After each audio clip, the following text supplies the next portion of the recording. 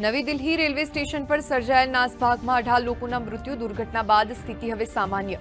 રેલવેની ઉચ્ચ સ્તરીય સમિતિ દુર્ઘટનાના કારણોની કરી રહી છે તપાસ. મૃતકોના પરિવારને 10 લાખ તો ઇજાગ્રસ્તોને 2.5 લાખ વળતરની રેલવેની જાહેરાત.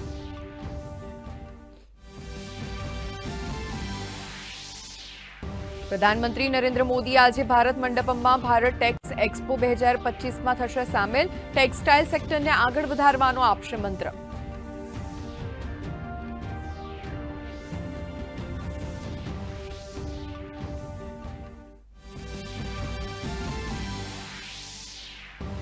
રાષ્ટ્રપતિ દ્રૌપદી મુર્મુ આજે નવી દિલ્હીમાં આદિ મહોત્સવ 2025નું કરશે ઉદ્ઘાટન. જનજાતીય સમુદાયોને સશક્ત બનાવવાનો છે આ મહત્વનો ઉદ્દેશ્ય.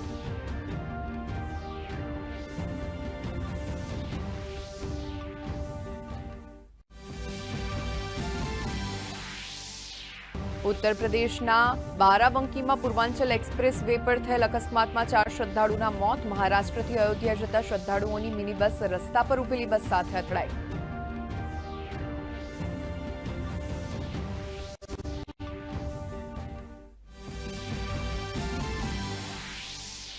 રાજ્યમાં સ્થાનિક સ્વરાજ્યની ચૂંટણીનું શાંતિપૂર્ણ મતદાન. 66 નગરપાલિકા, 3 તાલુકા પંચાયત અને 1 મહાનગરપાલિકાની 1962 બેઠક ઉપર 10,000થી વધુ ઉમેદવારોનું ભાવિ ઈવીએમમાં થશે કેદ. મતદારોએ વહેલી સવારથી લગાવી લાંબી લાઈનો.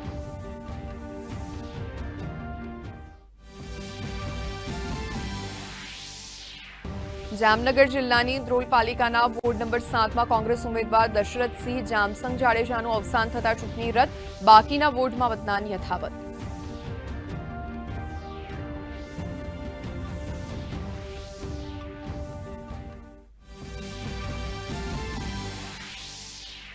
મતદાનમાં મતદારોનો અનેરો ઉત્સાહ. કાલોલ અને ડાકોરમાં લગ્ન પહેલા વરરાજાએ કર્યું મતદાન તો નવસારીમાં પીઠી ચોળેલી કન્યા મતદાન કરવા પહોંચી.